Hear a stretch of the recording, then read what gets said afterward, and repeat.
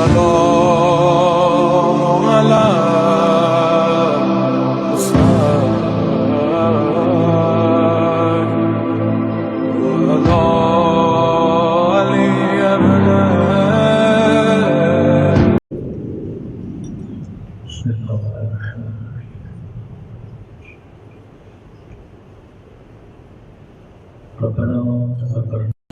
انک انت السمیع العلیم. صلوات پڑھے محمد و آل محمد میں.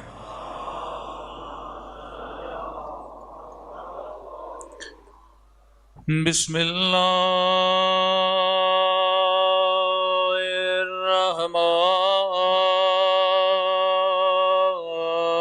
الرحمن الرحیم.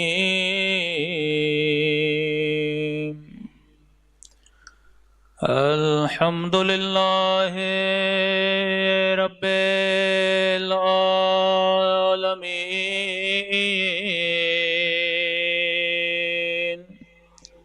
الحمد للہ کما هو اہلہ. الصلاة والسلام على سيد المرسلين وخاتم النبيين ابی القاسم محمد. اللهم صل على محمد وعلى آلہ الطیبین الطاہرین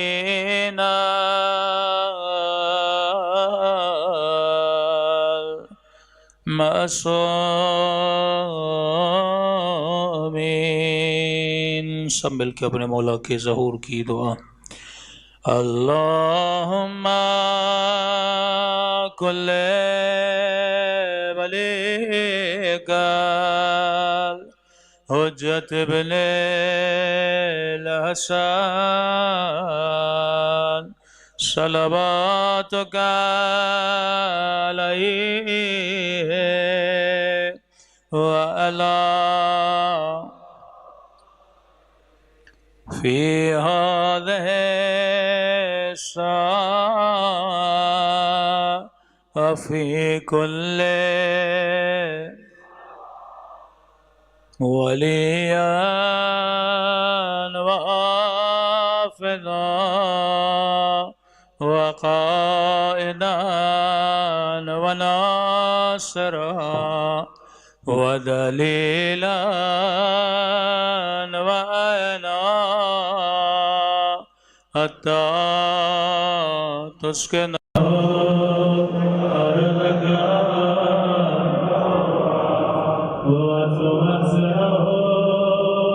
فيها طويلا برحمتك يا أرحم الراحمين. صلوات پڑھے محمد و آل.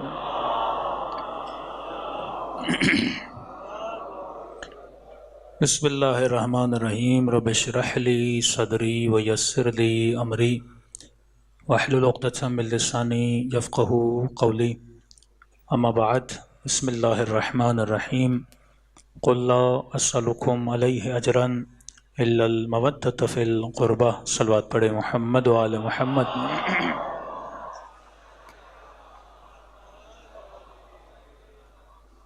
دعا ہے پروردگار عالم ہم سب کی عبادتوں کو اپنی بارگاہ میں قبول فرمائے، اور جس مقصد زندگی کی خاطر یہ مجالس رکھی جاتی ہیں خدا ان مقاصد میں بھی ہم سب کو کامیابیاں نصیب فرما دیں. گزارش ہوگی اگر کل سے ٹھیک 10:30 بجے انشاءاللہ زیب ممبر ہو جائیں گے. ٹائم کی پابندی مجالس میں بہت ضروری ہے تاکہ آپ بھی مستفید ہو سکیں، اور یہ شیڈول جو مجالس کا ہے وہ بھی زیادہ سے زیادہ متاثر نہ ہو. صلوات پڑھے محمد و آل محمد.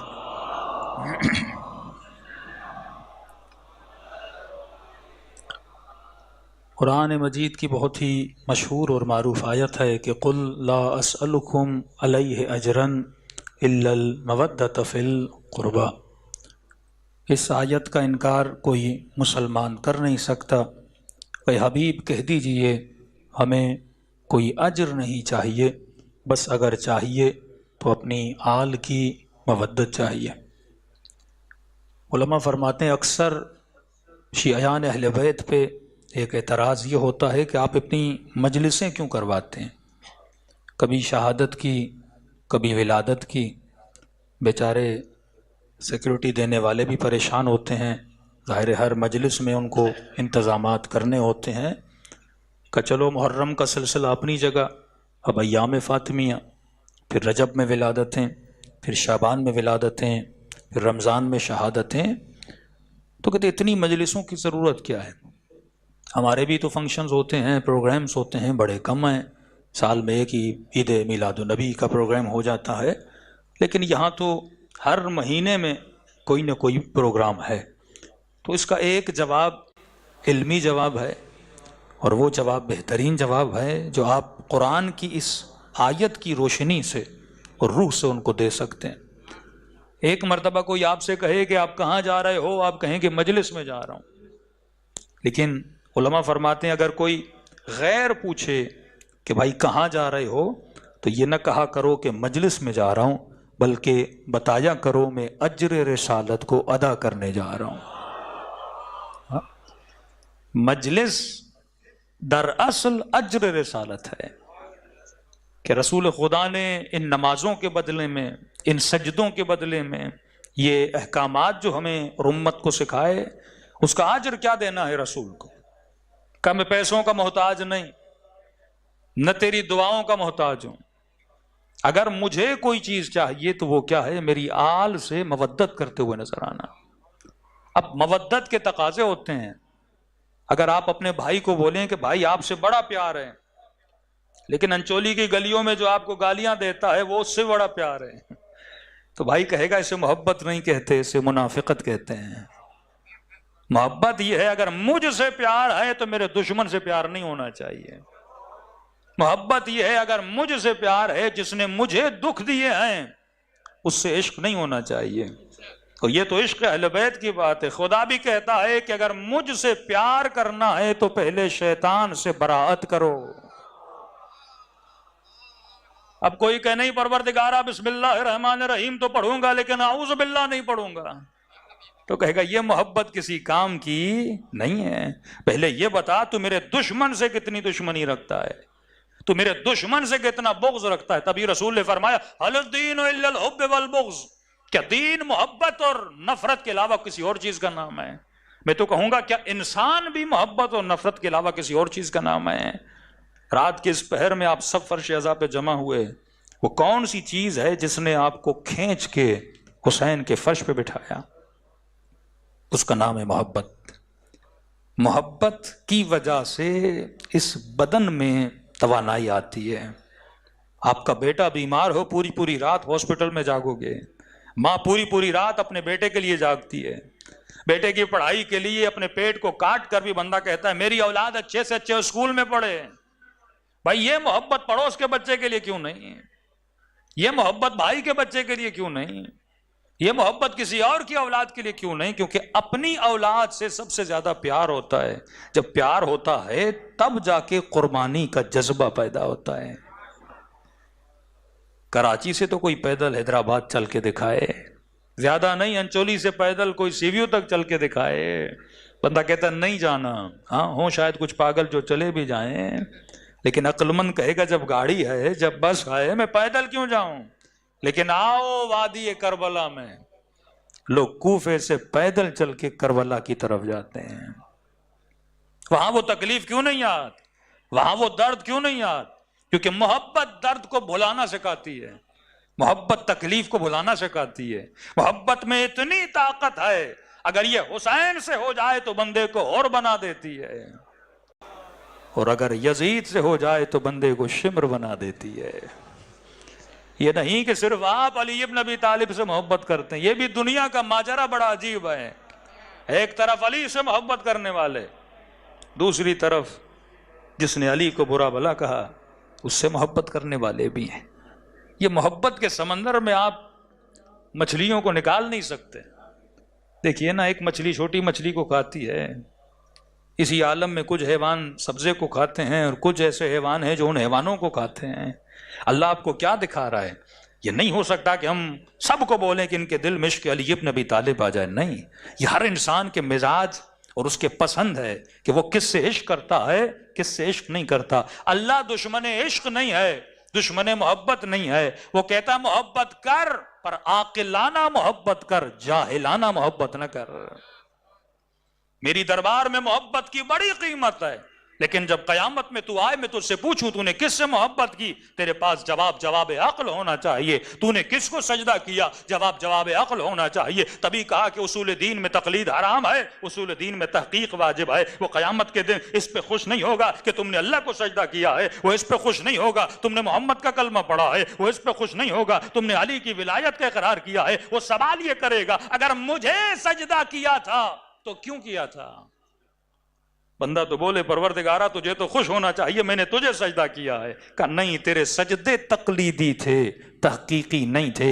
اگر تو یہ جواب دے کہ خدایا میں نے تجھے سجدہ اس لیے کیا کیونکہ میرا باپ تجھے سجدہ کرتا تھا، میرا دادا تجھے سجدہ کرتا تھا، میں پاکستان میں پیدا ہوا تھا، ایک مسلم کنٹری میں پیدا ہوا تھا، سارے مسلمان تھے، میں نے دیکھ کے تجھے سجدے کرنا شروع کر دیے۔ پھر خدا کہے گا جب میں نے ہندوستان کے کسی ہندو سے پوچھا تو نے بت کو سجدہ کیوں کیا، اس کا جواب بھی وہی تھا جو تیرا جواب تھا۔ اس نے بھی کہا ہندو سوسائٹی میں پیدا ہوا تھا، ہندو محلے میں پیدا ہوا تھا۔ آج سجدوں کی قیمت نہیں دیکھتا، یہ دیکھتا ہوں سجدہ کرنے والا کون ہے اور مجھے کیوں سجدہ کر رہا ہے۔ اور یہی انتہائے معرفت علی تھی کہ کہا پروردگارا علی نے نہ جہنم کے ڈر سے تجھے سجدہ کیا ہے، نہ جنت کی لالچ میں سجدہ کیا ہے، تجھے سجدہ اسی لیے کیا کیونکہ تجھے علی نے لائق سجدہ پایا ہے۔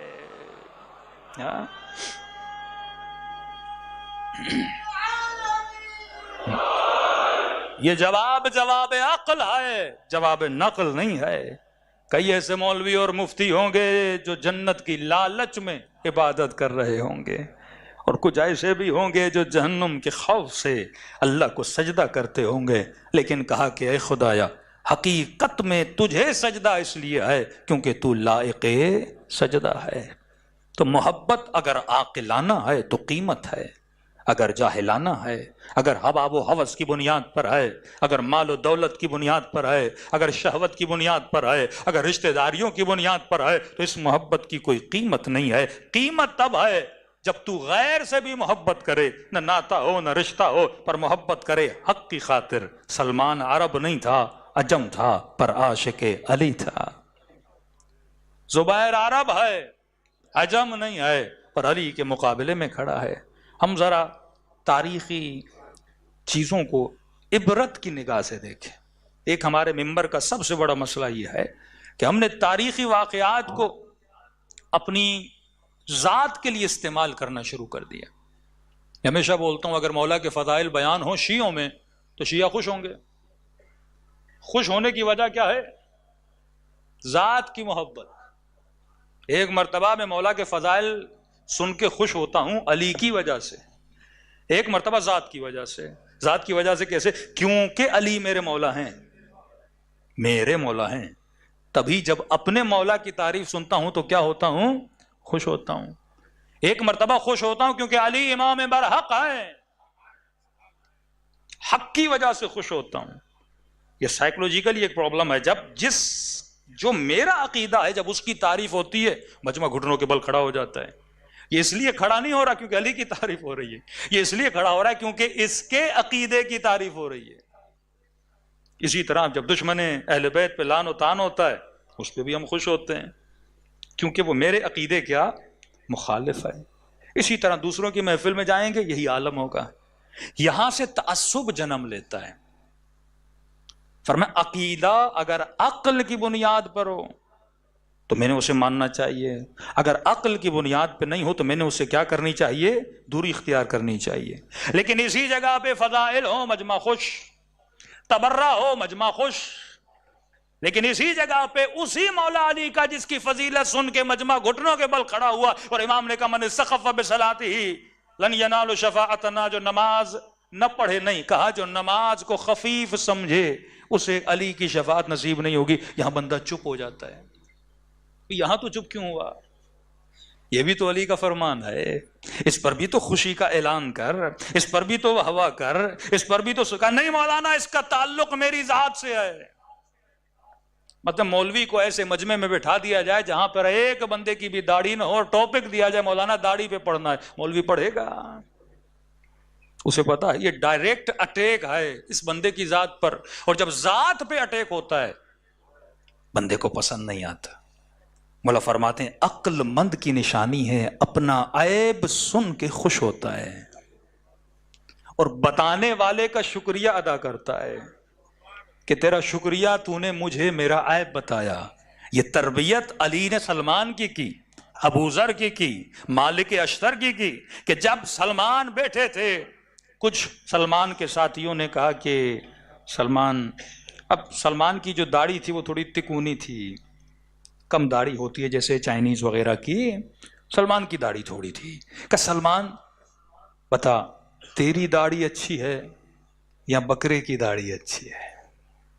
بعض سیکولر لوگ داڑھیوں کا مذاق بھی اڑاتے ہیں نا، تو سیکولر آج کے زمانے میں نہیں، اس زمانے میں بھی شاید تھے.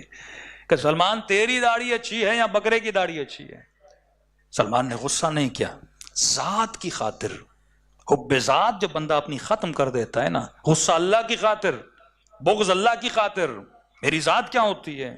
سلمان نے کہا تو صحیح کہہ رہا ہے، اگر قیامت کے دن سلمان کے اعمال برے ہوئے تو اس بکرے کی داڑھی مجھ سے اچھی ہے، کیونکہ اس نے اللہ کی نافرمانی نہیں کی. مجھے اللہ نے انسان بنایا لیکن میں نے اللہ کی نافرمانی کی، اور اللہ اگر جہنم میں بھیجے تو اس داڑھی کی قیمت کیا ہے؟ کچھ بھی نہیں. لیکن کہ اگر قیامت کے دن اپنے اعمال کی وجہ سے جنت میں گیا تو میری داڑھی تم سب سے افضل ہے.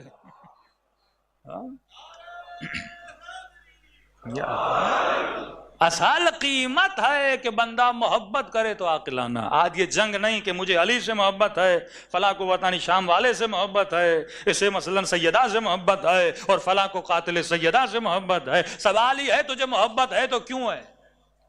عقل کی بنیاد پر. علی کو میں نے امام مانا، کیوں مانا؟ نسل کی بنیاد پر. شیعہ فیملی سے تعلق تھا اس لیے میں نے علی کو مانا، یا میں نے تحقیق کی اور مجھے علی سے بہتر کوئی امام نہ ملا؟ حسب کے اعتبار سے، نسب کے اعتبار سے، علم کے اعتبار سے، شجاعت کے اعتبار سے، یہ وہ چیزیں ہیں جو خدا نے انسان کے وجود میں رکھی ہیں. اگر اپنے وجود کی طرف انسان رجوع کرے تو واللہ بڑی آسانی سے حق کے مکتب کی طرف وہ پہنچ سکتا ہے. صلوات پڑھے محمد و آل محمد.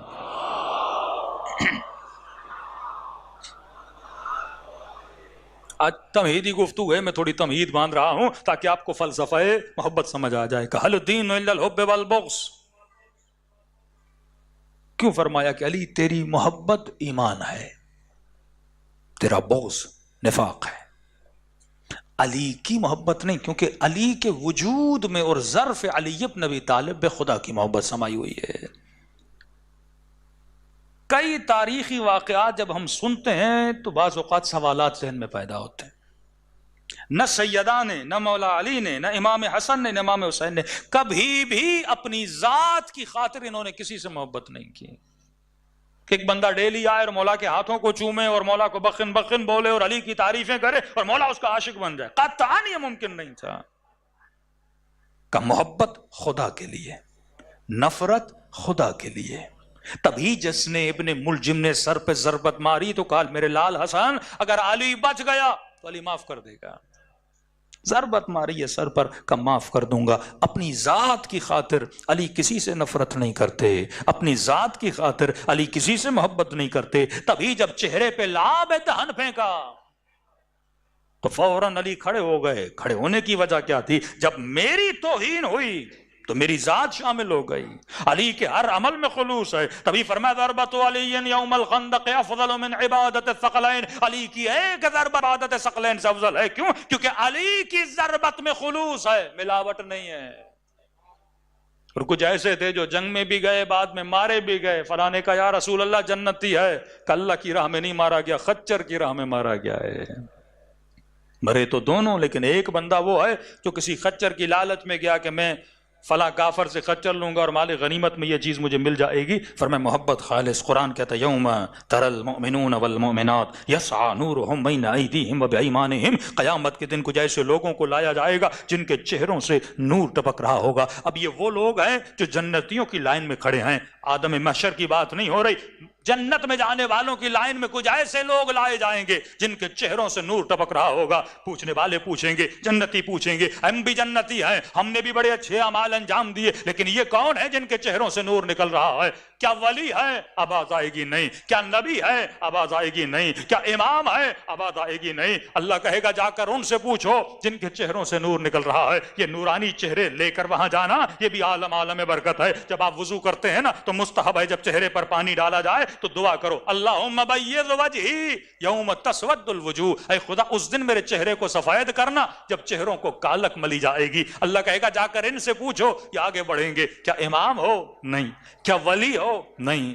کیا ولی ہو؟ نہیں. کیا شہید ہو؟ نہیں. پھر تمہارا کون سا عمل ہے؟ نمازیں تو ہم نے بھی پڑھی، حج تو ہم نے کیے، عمرے تو ہم نے بھی کیے، اللہ کی دربار میں دعائیں تو ہم نے بھی کی، لیکن یہ کون سا عمل ہے جس کی وجہ سے تمہارے چہرے سے نور نکل رہا ہے؟ آواز آئے گی دنیا میں لوگوں نے ہم سے محبت کی، ہم پر احسان کیے، دنیا میں لوگوں نے ہم سے برائیاں کی، کسی نے بیٹی کے ساتھ دشمنی کی، کسی نے میرے بیٹے کے ساتھ دشمنی کی، کوئی میرا مال کھا کر چلا گیا، کسی نے معاشرے میں مجھے بدنام کیا، کسی نے 4 لوگوں میں میری برائیاں کی، میرے اوپر بہت کچھ کیا گیا، لیکن ہم نے ان کی نفرت کی وجہ سے ان سے نفرت نہیں کی، ہم نے ان کے احسانوں کی وجہ سے ان سے محبت نہیں کی. کہ پھر تم نے محبت کس سے کی؟ کہ جس کے دل میں خدا کی محبت تھی ہم نے اس سے محبت کی، اور جس کے دل میں خدا سے نفرت تھی ہم نے اس سے نفرت کی. کبھی ذات کی خاطر کسی کے عاشق نہیں بنے، اگر عاشق بنے تو اللہ کی ذات کی خاطر.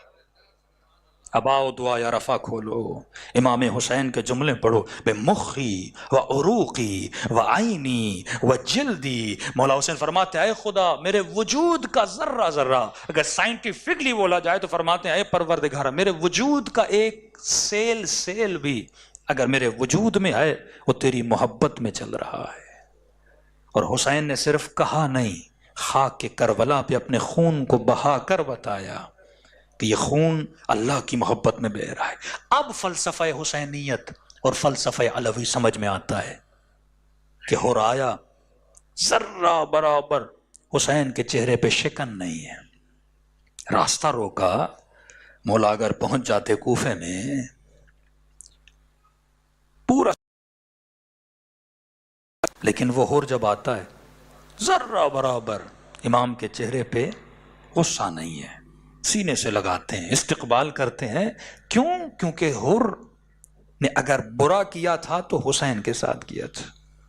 وہ کہتے ہیں ہمارے ساتھ اگر برا کرو گے ہم معاف کر دیں گے، لیکن اگر دین خدا کے ساتھ برا کرو گے. محبت عاقلانہ، نفرت عاقلانہ. عدو اللہ عدو حسین ہے، محب اللہ محب حسین ہے. اگر تیرے دل میں خدا کی محبت ہے حسین تیرا عاشق ہے. اگر تیرے دل میں دشمن خدا سے نفرت ہے امام حسین آپ سے محبت کرتے ہیں. یہی تو جملے زیارت عاشورہ کے ہیں نا، انی سلم لمن سالمکم وحرب لمن حاربکم. میں یار اہل بیت کو بنایا، اپنی محبت کو نہیں بنایا. مولا جو آپ کا دوست ہے میرا دوست ہے، جو آپ کا دشمن ہے میرا دشمن ہے. بھئی فلاں مومن سے بات کیوں نہیں کرتے؟ میری بیٹی کے ساتھ برا کیا ہے، میرے بیٹے کے ساتھ برا کیا ہے، میرے پیسے کھا گیا ہے، میرے ذات اپنی آ رہی ہے. کیا عاشق حسین ہے؟ کیا عاشق علی ہے؟ کیا مجلس میں آتا ہے؟ کیا ماتمی ہے؟ اگر حسین کا عاشق ہے تو اپنی ذات کو بھلاؤ، اسے سلام اس لیے کرو کیونکہ وہ مجلس میں آ کے حسین کو سلام کرتا ہے. یہ وہ ذات ہے جس کو ختم کرنا ہے. فضا کہتے ہیں میں تعجب میں تھی کہ بی بی کو رونے نہیں دیا جاتا تھا. یا رات کو روئیے یا دن کو روئیے، ہمارے بچوں کا سکون ختم ہو جاتا ہے. بی بی نے ایک الگ جا کے جگہ بنا دی جہاں پہ رویا کرتی تھی، لیکن فضا فرماتی ہیں پھر بھی جب مصلی پہ آتی تھی سب سے پہلے ہمسایوں کے لیے دعا کرتی تھی. یہ ہے اخلاق خداوندی کہ ظرف جب وجود خدا سے بھر جائے. کتنے لوگوں نے آپ کیا سمجھتے ہیں اگر کسی نے ہزارہ ممبروں سے مولا علی کو برا بھلا کہا تو اس وجہ سے علی اس سے دشمنی کرتے تھے؟ یہ بھول ہے آپ کی. جنگوں میں آتے تھے، کہتے آ جاؤ فیصلہ کرتے ہیں، تمہاری دشمن علی سے ہے، تم علی سے لڑو، علی تم سے لڑتے ہیں، مسلمانوں کو کیوں مروا رہے ہو؟ قطعاً کبھی یہ نہیں تھا کہ اس نے علی کو برا بھلا کہا. امام فرماتا نہیں، دشمنی ہے، اگر تو دین کا دشمن ہے تو علی تیرا دشمن ہے. یزید سے قطعاً اس لیے دشمنی نہیں کہ وہ کس کا بیٹا ہے، آبا و اجداد کون ہے، یہ خاندانی مسئلہ نہیں تھا. اگر خاندانی مسئلہ ہوتا تو امام حسین اتنے سال تک خاموش کیوں بیٹھتے، تلوار اٹھاتے. مسئلہ تھا دین کا، اگر تو دشمن دین ہے تو حسین تیرے مقابلے میں کھڑا ہوگا. اگر تو دشمن حکم اور احکام خدا بندی ہے، تبھی امام حسین کے کلام میں یہ باتیں نظر آتی ہیں. کیا حسین نے حلال خدا کو حرام کیا؟ کیا حرام خدا کو حلال کیا؟ مطلب دشمنی اگر مجھ سے بھی بنتی ہے تو دین کی خاطر، ذات کی خاطر نہیں. تبھی امام بارہا خطبے، کتنے خطبے امام عاشورہ کے دن دیے ہیں، اور سارے خطبے اسی بنیاد پر ہیں، اور بار بار دعوت دے رہے ہیں، دعوت حق دے رہے ہیں. لوگ کہتے ہیں مولا نے مشورے کیسے دیے؟ 28 سال علی کے گھر آتے تھے جاتے تھے، علی نے اپنا برتاؤ ایسا کیوں رکھا؟ کیونکہ ہدف تھا دین. مولا اگر ان حکومتوں کی مدد بھی کر رہے تھے تو حکومتوں کی مدد کے لیے مدد نہیں کر رہے تھے، علی دین اسلام کے لیے مدد کر رہے تھے. ایران فتح ہوتا ہے، فائدہ اسلام کا ہے. مختلف حکومتیں فتح ہوتی ہیں، فائدہ اسلام کا ہے. علی کی نگاہ اسلام پر ہے، نہ کہ اپنی ذات پر ہے. یہ تو ایک ذاتی معاند ہوتا ہے نا کہ مجھے حکومت نہیں ملی، اب دوسروں کا جینا حرام کر دو. آپ سیاسی ابھی جو پاکستان میں مسائل آپ دیکھتے ہیں، یہاں یہ مسئلہ نہیں کہ ملک کی بہتری میں اور کامیابی میں کیا ہے. یہاں ایک سیاستدان حکومت میں آتا ہے، اگر وہ اچھا بھی کر رہا ہے سیاستدان اس کے پاؤں کھینچ دیتے ہیں کیونکہ میں نہیں تو تو نہیں. علی کی سوچ تو یہ ہے ہی نہیں نا. امام نے فرمایا 28 سال تو کیا، اگر پوری زندگی میں علی گھر کو بٹھا دو، علی کا مسئلہ حکومت تو ہے ہی نہیں. تبھی فرمایا کہ یہ حکومتیں علی کے نزدیک مچھر کے پر کے برابر نہیں. علی کی جوتی کی قیمت ان حکومتوں سے زیادہ ہے. مولا کو اس چیز سے کوئی سروکار تو تھا نہیں کہ علی کو حکومت ملے، نہ یہ حب ذات کا مسئلہ تھا. وہ حکومت بھی لے رہے ہیں دین کی خاطر، مقام بھی لے رہے ہیں دین کی خاطر، کام بھی کر رہے ہیں دین کی خاطر، کما بھی رہے ہیں دین کی خاطر، مال جمع بھی کر رہے ہیں تو دین کی خاطر، کربلا جا رہے ہیں تو دین کی خاطر، بی بی زینب آ رہی ہیں تو دین کی خاطر. ہر عمل اسی لیے تھا، بقاء دین بقاء دین بقاء دین. اور دشمن دین کی تباہی کے پیچھے تھا. ذات کی محبت کو اہل بیت نے کبھی سامنے آنے نہیں دیا، ہمیشہ اس سے دشمنی کی جو دشمن خدا تھا. فتح مکہ کا واقعہ آپ کے سامنے ہے. ایک خاتون نبی کے سر پہ کچرا پھینک دیے.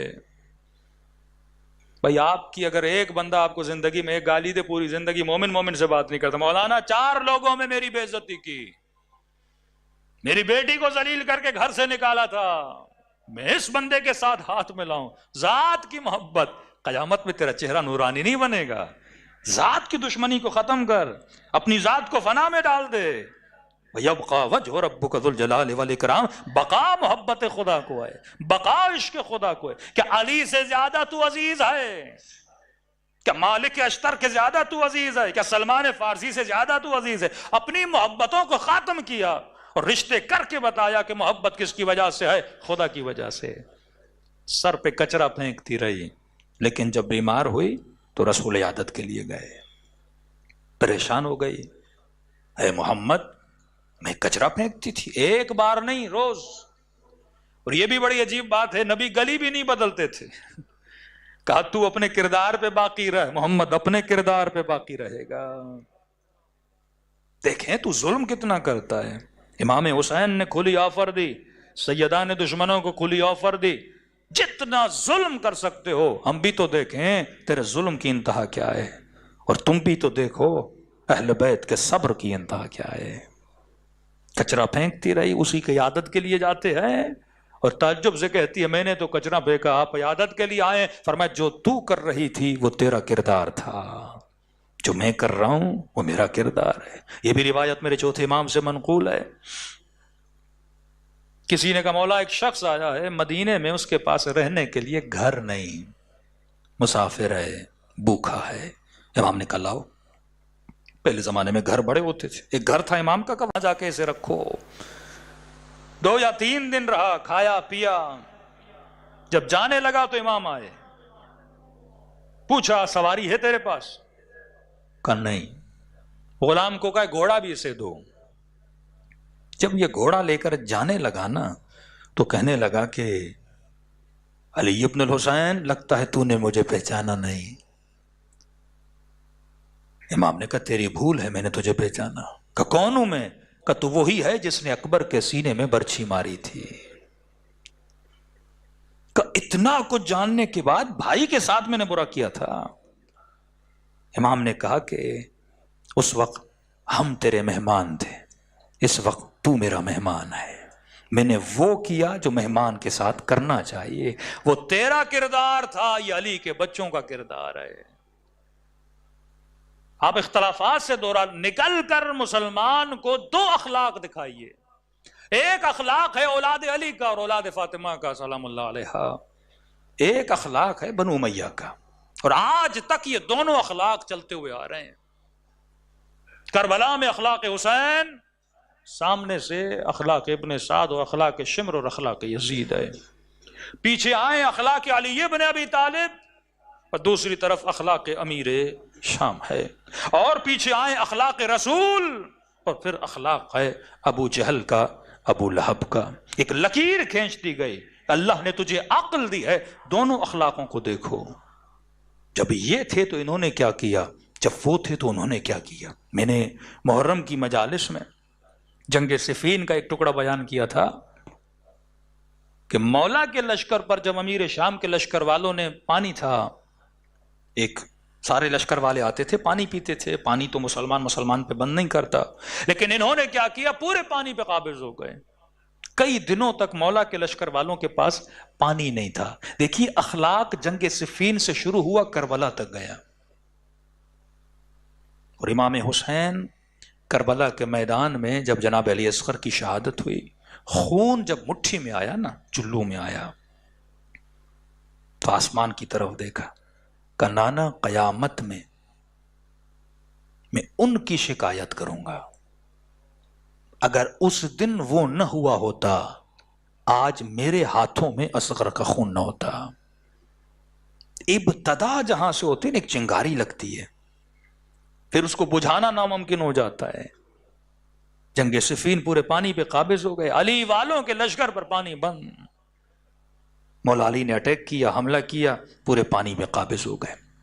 اور مظلومیت اہل بیت یہ ہے کہ لوگوں نے اور علی کو اور اولاد علی کو صحیح طریقے سے پہچانا نہیں تھا، وہ اپنی سوچ پر حضرت علی کو ٹٹولتے تھے، اپنے معیار پر حضرت علی طالب کو اور اولاد علی کو دیکھتے تھے۔ بڑی خوشی خوشی یا علی پانی پہ قبضہ کر لیا؟ مولا نے کہا پانی پہ قبضہ کر لیا، کہ یا علی بس 4-5 دن کی بات ہے، ان کو پانی نہ پینے دیجیے، جنگ ہماری۔ اب دیکھیے ہدف امیر المؤمنین جنگ کا جیتنا نہیں، ہدف علی حکومت کا لینا نہیں، کیونکہ مسئلہ ذات کا ہے ہی نہیں۔ امام نے کہا کیا مطلب؟ کہ یا علی پانی 4-5 دن بند کریے، جنگ ہم جیت جائیں گے، ہمیں پتا ہے، ہم نے پیاس کو برداشت کیا لیکن اس کے لشکر والے پیاس برداشت نہیں کر سکتے۔ امام نے کہا علی جنگ جیتنے نہیں آیا، علی کردار جیتنے آیا ہے، علی رفتار جیتنے آیا ہے، علی اخلاق جیتنے آیا۔ تخلقوا باخلاق اللہ، اپنے وجود کو اخلاق خدا میں رنگ دو۔ صبغۃ اللہ ومن احسن من اللہ صبغہ، کون ہے جو اپنے وجود کو رنگ خدا میں رنگے؟ ہم جنگ جیتنے تو نہیں آئے، ہدف حسین جنگ جیتنا نہیں تھا، ہدف امام علی حکومت کرنا نہیں تھا، ہدف سیدہ یہ نہیں تھا۔ وہ تو بہتری چاہتے تھے عوام کی، اگر تم نے علی کو امام بنایا، علی کی بہتری ہے یا تیری؟ نہ مسلمان حال دیکھ لے، پہلے خلیفے کے علاوہ دوسرے کو قتل کیا، تیسرے کو قتل کیا، مولا علی کو شہید کر دیا گیا۔ یہ وہ معاملہ تھا نا۔ اگر معاملات صحیح چلتے تو امت خلیفہ کش نہ بنتی۔ یہ کوئی آج نئی بات نہیں ہے، مثلاً کسی مجلس میں یا کسی جلوس میں یا کسی مسلمان نے مثلاً افغانستان میں یا بلوچستان میں کچھ مسلمانوں کے گلے کاٹ لیے، ہم تعجب سے کہتے ہیں مسلمان کا گلا کاٹے، بھئی کون سی نئی بات ہے؟ خلیفہ کشی تو وہاں سے ہے، ابتدائی مسلمان اصحاب رسول کو قتل کر رہے ہیں، یعنی صرف عام صحابی نہیں، خلیفۃ المسلمین بن گئے، خنجر مار کے ایک کو مار دیا، دوسرے کے گھر پہ اٹیک کیا، تیسرے خلیفے کو ان کو مار دیا گیا، چوتھے خلیفہ امیر المومنین کو مسجد کے اندر شہید کر دیا جاتا ہے. امیر شام کو، ان کو بھی ان کے اوپر بھی اٹیک ہوا، وہ تو بچ گئے. یعنی خلیفہ کشی آپ دیکھتے ہیں. چوتھا مرحلہ آتا ہے کربلا کا میدان. امت کو ایسا کیا ہوا کہ ودن 50 and 60 years یہ امت اپنے نبی کے نواسوں کے گلے کاٹ رہی ہے. مطلب اخلاق اتنی برائیوں پہ. اور اخلاق کو اگر سنبھالنا ہے تو تجھے معیار بھی وہ چاہیے جو اخلاق کی بلندی کا معیار ہے. اور بلندی کا معیار اگر کوئی ہے تو کہا علی مع الحق والحق مع علی. علی حق کے ساتھ ہے، حق علی کے ساتھ ہے. علی کی محبت ہی ایمان ہے، علی کا بغض نفاق ہے. یعنی یہ وہ معیار ہے جس کے پیچھے چلو گے تو تمہیں کامیابی ملے گی. تو فرمایا اصل جو معیار بنایا اہل بیت، کبھی ذات کی وجہ سے نہیں. کہ علی پانی بند کر دیجئے، ہم جنگ جیت جائیں گے. امام نے کہا علی جنگ جیتنے نہیں آیا، علی کردار جیتنے آیا ہے. پھر کسی نے اور مشورہ دیا، کہنے کا یا علی ہم نہیں کہتے ظلم کریے، ہم جانتے ہیں رسول کا فرمان ہے کسی بھی انسان پر پانی بند کرنا حرام ہے، کھانا بند کرنا حرام ہے. اگر کوئی جنگ میں میدان کو چھوڑ کے بھاگ رہا ہے اس کے اوپر وار کرنا بھائی امر آس، اور علی کا سب سے بڑا دشمن.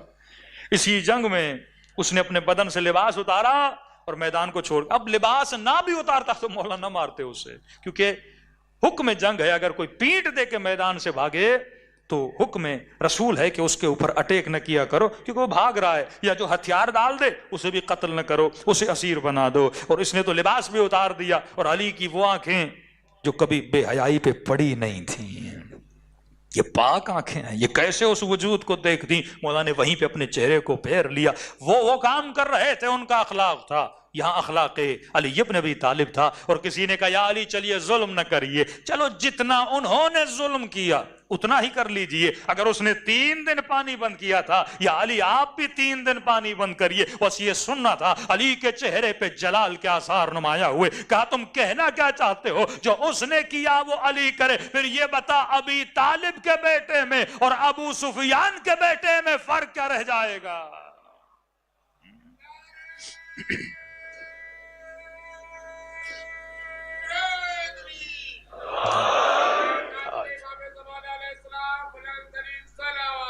اللہم صلی علی محمد. آج کا مسلمان جب کتابیں کھولے گا اسے اخلاق علی نظر آئے گا، اسے اخلاق سیدہ فاطمہ نظر آئے گا. بی بی بھی دربار میں گئیں، بڑے ادب سے اپنے حق کا تقاضا کیا، کوئی دشمنی نہیں. قوالہ لے کر گئیں، دکھایا، بابا کی باتیں سنائیں. اب مجھے فیصلہ کرنا ہے کہ کون سا اخلاق افضلکم ایمانا احسنکم اخلاقا. رسول کا فرمان ہے نا، ایمان میں سب سے افضل وہ ہے جس کا اخلاق بلند ہے. ایک بندہ نمازی ہے، روزے دار ہے، تہجد گزار ہے، پر اخلاق ہی نہیں. کہ اکثر لوگ جنت میں اعمال کی وجہ سے نہیں جائیں گے، اخلاق کی وجہ سے جائیں گے. علی والے کا اخلاق ایسا ہونا چاہیے. ایک خاتون تہجد بھی پڑھے، نماز بھی پڑھے، سب کچھ کرے، پر بد اخلاق کے فائدہ کیا؟ ایک جوان بڑا عابد، بڑا انقلابی، بڑا نظریاتی، پر بندے کو اخلاق ہی نہیں بات کرنے کا، تو اعمال کا فائدہ کیا؟ نبی فرماتے ہیں اور تم سب میں اگر کسی کا اخلاق سب سے برتر ہے وہ مجھ مصطفیٰ کا اخلاق ہے. بیویوں کے ساتھ اخلاق، اولاد کے ساتھ اخلاق، امت کے ساتھ اخلاق، بیٹی کے ساتھ اخلاق، اللہ کے ساتھ اخلاق. اسی طرح علی ابن ابی طالب بچوں کے ساتھ اخلاق، امت کے ساتھ اخلاق. کبھی شکوہ نہیں کیا. آپ یہ بتائیے مولا جب حکومت پہ آئے کتنوں سے علی نے بدلے لیے؟ نہیں لیے. کہ اپنی ذات کی خاطر علی کبھی تلوار نہیں اٹھاتا. یہ تلوار اگر اٹھتی بھی ہے تو پروردگار عالم کے لیے. تبھی جب مولا کے ہاتھوں میں رسیاں تھیں، امام وہ رسیاں باندھنے والا، کسی نے کہا نا تجھے جرت ہوئی کہ تم نے علی کے ہاتھوں میں رسی باندھی؟ کہ میں نے علی کی زبان سے سنا ہوا ہے کہ علی کہتے ہیں رسول کی وصیت ہے علی صبر کرنا. کہ کچھ بھی کر لو علی کچھ نہیں کرے گا، کیونکہ علی فرمان رسول کا پابند ہے. وہ بھی علی شناس تھے، علی کو جانتے تھے، لیکن افسوس سے جو علی والے تھے وہ علی کو نہیں جانتے تھے. زبیر علی والا تھا لیکن علی کو چھوڑ کے چلا گیا. راتوں کے اندھوری راتوں میں اپنا سر کنویں میں ڈال کے علی ابن ابی طالب روتے تھے نا.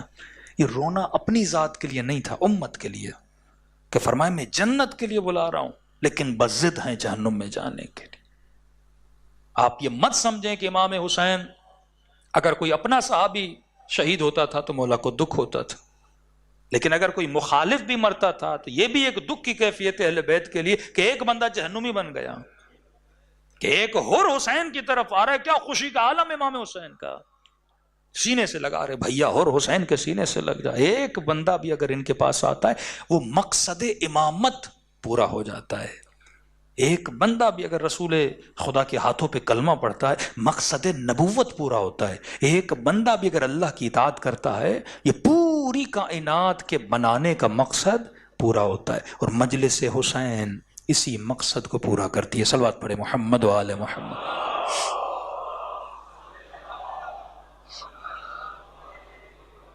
آج میرے خیال میں اتنا کافی ہے۔ کل کی مجالس میں ایام فاطمیہ میں کوشش یہ ہونی چاہیے، کیونکہ جناب سیدہ کی شہادت کی راتیں ہیں،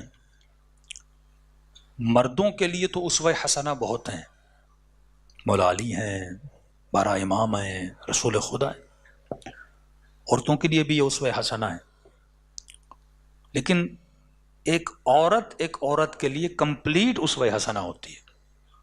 مثلا اگر میری ماں کو، میری بہن کو یہ دیکھنا ہے کہ شوہرداری کیسے کرنی ہے، بچے کیسے پالنے ہیں، اچھی بیوی کیسے بننا ہے، اچھی ماں کیسے بننا ہے، اب یہ تو مولا علی کے وجود میں تو یہ چیزیں آپ نہیں دیکھیں گے نا۔ اچھا باپ کیسے بننا ہے مولا علی آپ کو بتا سکتے ہیں، فرامین میں دیکھ سکتے ہیں، لیکن مجسمہ عمل میں اگر عورتوں کے لیے کوئی اسوہ حسنہ ہے وہ سیدہ فاطمہ الزہرا ہے۔ اللہم صل علی۔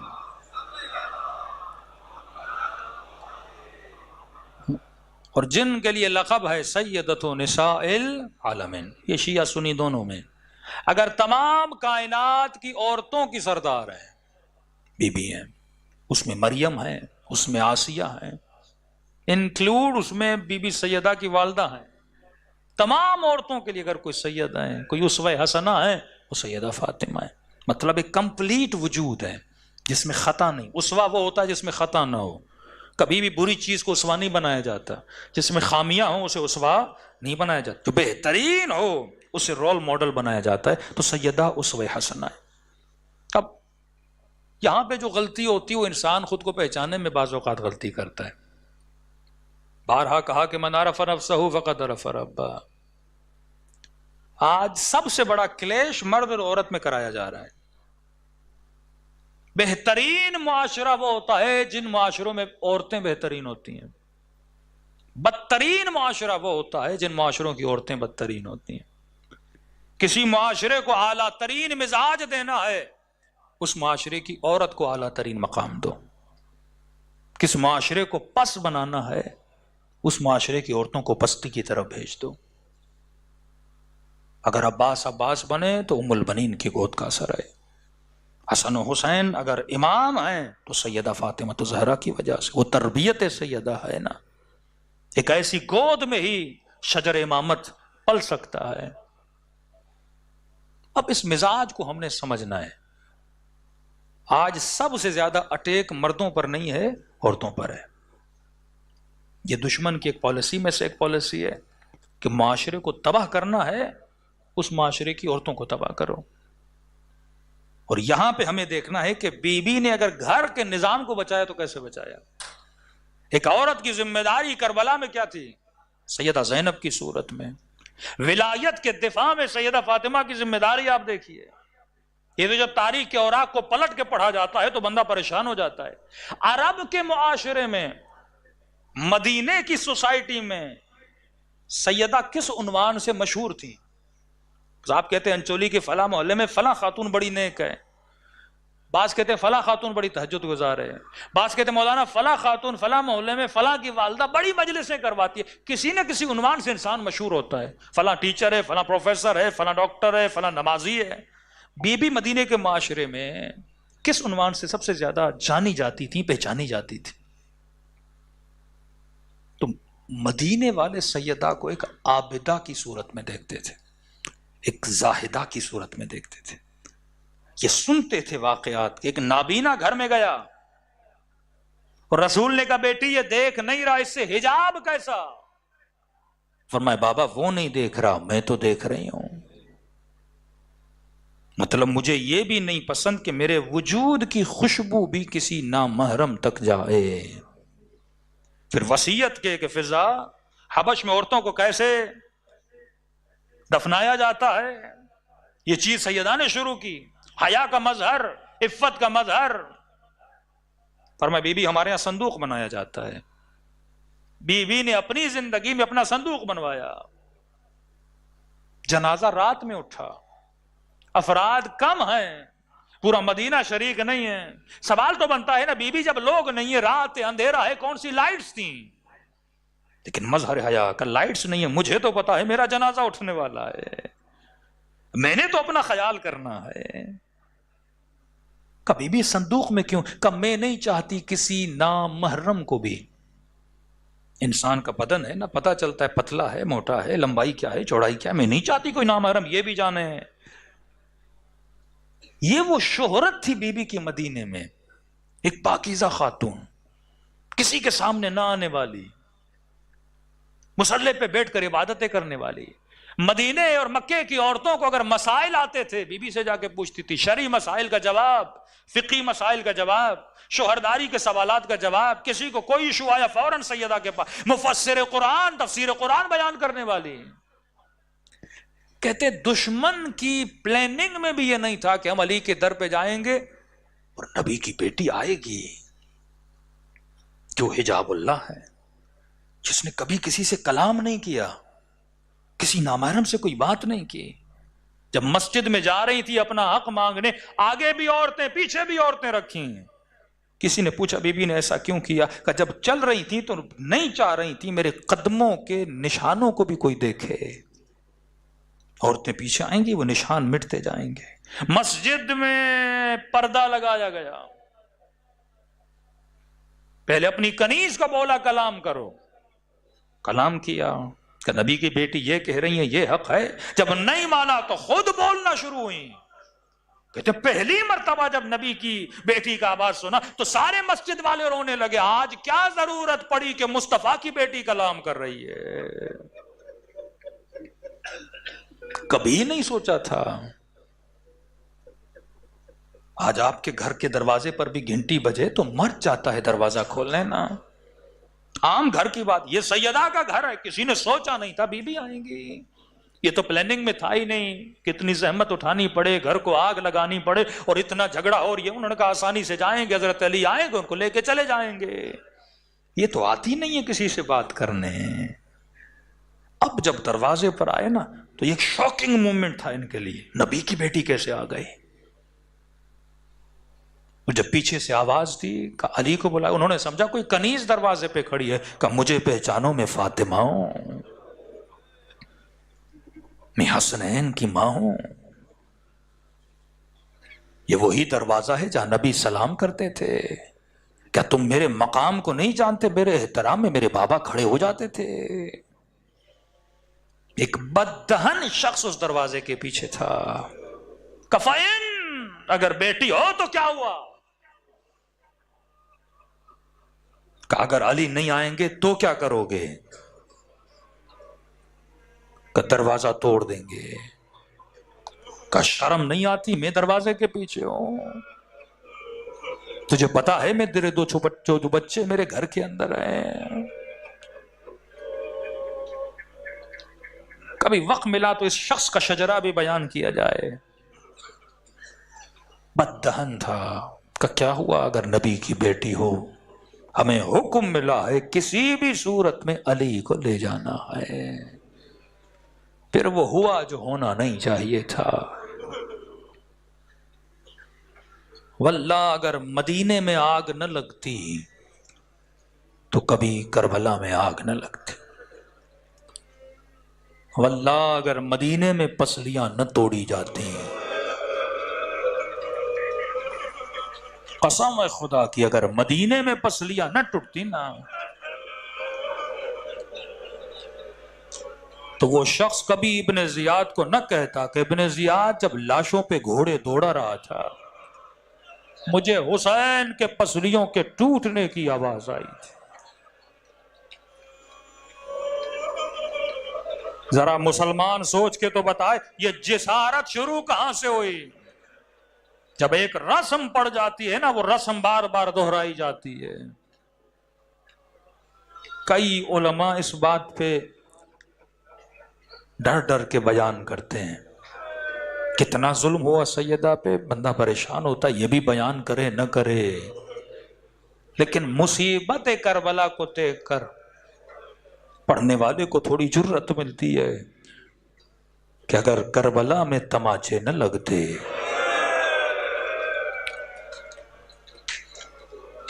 اگر یہ جرأت کربلا میں کی گئی تو سمجھو مدینے میں بھی کی گئی تھی. امام حسن ایک ذاکر، ایرانی ذاکر کے خواب میں آتا ہے، ذاکر تو میرے سارے مصائب پڑھتا ہے. جی مولا،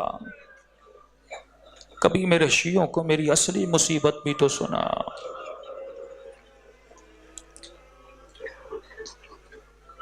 میرے امام رضا کی روایت ہے، شیعوں چھوٹی چھوٹی باتوں کے لیے ہمیں ہماری دادی کے پہلو کا واسطہ نہ دیا کرو.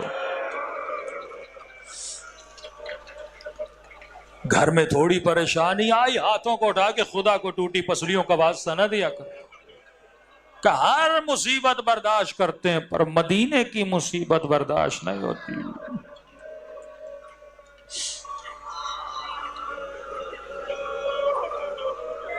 کہ ذاکر میری اصلی مصیبت کیوں نہیں سناتا؟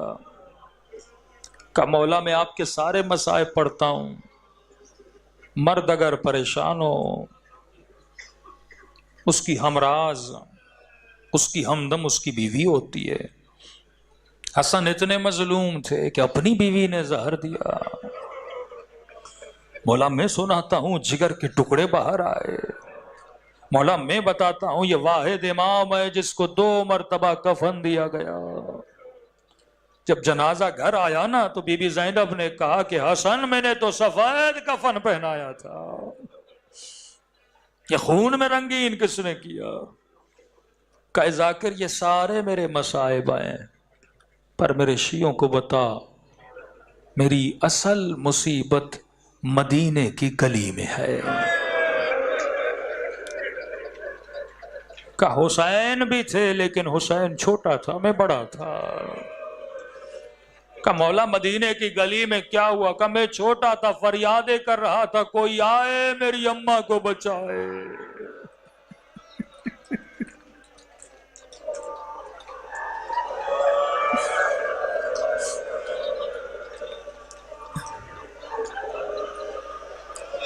بعض جملے سخت ہوتے ہیں بندے کے لیے پڑھنا بھی، لیکن مصیبت حسن کو سمجھنا چاہتے ہو تو حسن کی کیفیت کو سمجھو. کسی جوان نے کہا مولانا کون سی ایسی مصیبت ہے جس کے لیے امام حسن اتنا روتے تھے؟ میں نے کہا مثال دوں گا، پڑھنے کی ہمت مجھ میں بھی نہیں. میں نے کہا یہ بتا اگر کسی بند گلی میں تیرے سامنے کوئی تیری ماں کو تماچا مارے،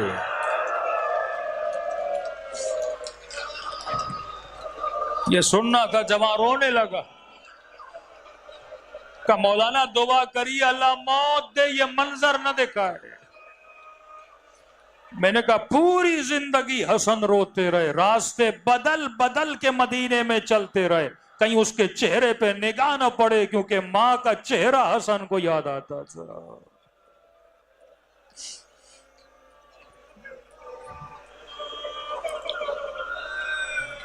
تبھی میرے امام زمانہ فرماتے ہیں مومن جب آنکھوں میں آنسو سب سے پہلے میرے ظہور کی دعا کیا کرو. این الطالب بدم المقتول بکربلا، یہ دن مولا حسین کی یتیمی کے دن آئے، یہ دن سیدہ زینب کی یتیمی کے دن آئے. دلوں کو کربلا اور مدینے لے جائیں، ثواب زیارت حسین حاصل کریں. خلوص دل سے سب مل کے اپنے مولا حسین کو سلام دیں اور چند جملے مولا حسین کی یتیمی کے. السلام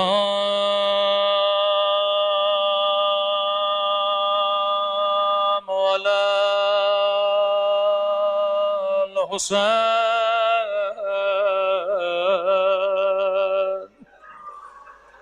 وعلى علي بن الحسين وعلى أولاد الحسين وعلى أصحاب الحسين سب مل کے السلام علی الحسین وعلى علی ابن حسین کی صدا بلند وعلى اولاد الحسین وعلى اصحاب سب مل کے السلام علی وعلى علی ابن وعلى اولاد وعلى اصحاب میرا سلام ہو زینب کی یتیمی پر میرا سلام ہو حسین مولا کی یتیمی پر اللہ بچپن میں کسی بچے کو ماں کا جنازہ نہ دکھائے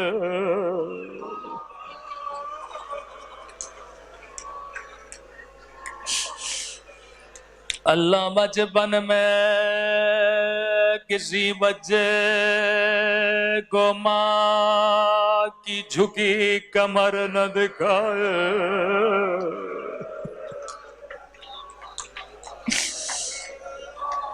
اللہ بچپن میں کسی غیرت مند بیٹے کو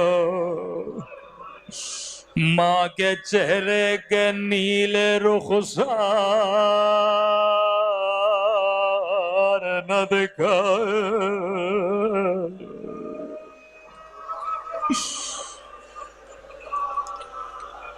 بڑی عجیب ہے اہل بیت کے گھرانے کی یتیمی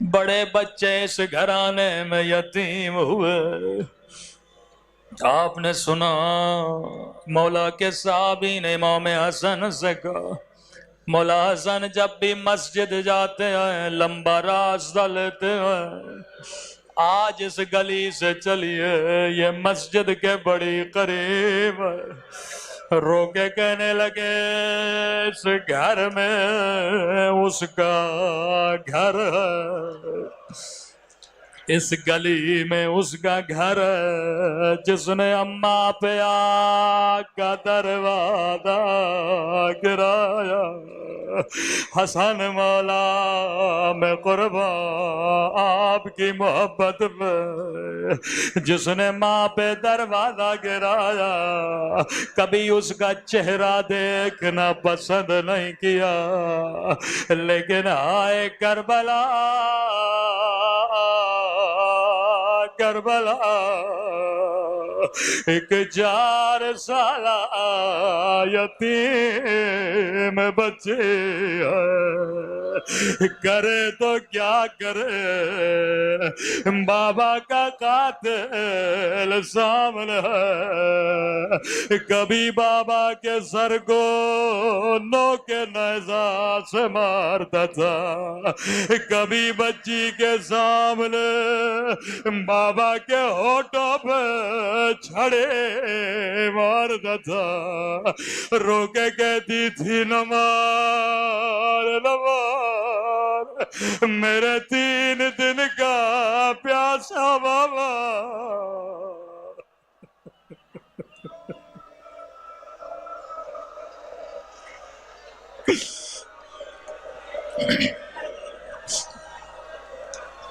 مولا حسن آپ بھی یتیم ہوئے، سکینہ بھی یتیم ہوئے، کہاں آپ کی یتیمی، کہاں سکینہ کی یتیمی؟ دونوں بچوں نے اماں کی ٹوٹی پسلیاں نہیں دیکھی، صرف مولا علی غسل دے رہے تھے، دیتے دیتے پسلیوں پہ نگاہ پڑ گئے، علی دھاڑے مار مار کے رونے لگے، لیکن بچوں نے پسلیاں نہیں دیکھی۔ او جگر پھٹتا ہے جب کربلا سنتے ہیں، 4 سالہ بچی جب مقتل میں گئے، کہیں بابا نظر نہیں آئے۔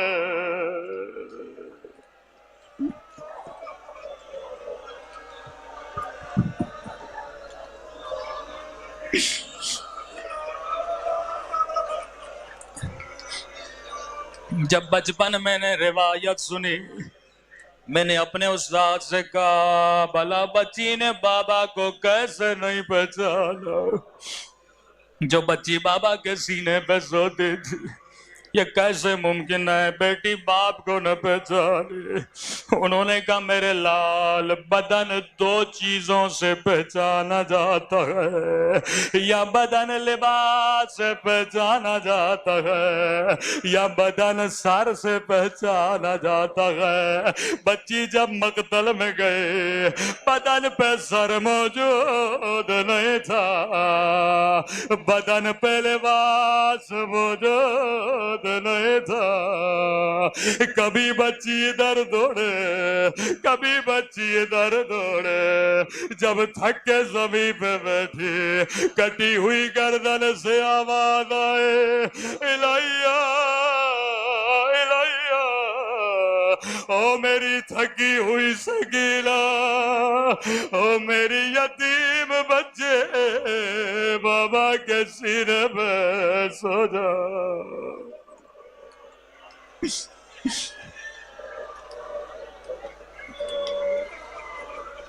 الا لعنت اللہ علی القوم الظالمین۔ اے خدا، تجھے سکینہ کی یتیمی کا واسطہ، تجھے حسین مولا کی یتیمی کا واسطہ، تجھے سیدہ کی ٹوٹی ہوئی پسلیوں کا واسطہ، ہمارے مولا اور آقا امام زمانہ کا ظہور فرما۔ اے خدا، ہم سب کے صغیرہ کبیرہ گناہ معاف فرما، ہمارے مرحومین کو اللہ علیین میں درجات عطا فرما۔ یہ دعا ہمیشہ کریں، اے خدا ہم سب کو زبان ذاکر عطا فرما، بدن صابر عطا فرما، دل شاکر عطا فرما، عقل سالم عطا فرما، جو مانگا نہیں مانگا اپنے خزانے قدرت سے ہم سب کو نصیب فرما۔ ربنا تقبل منا انک انت السمیع العلیم۔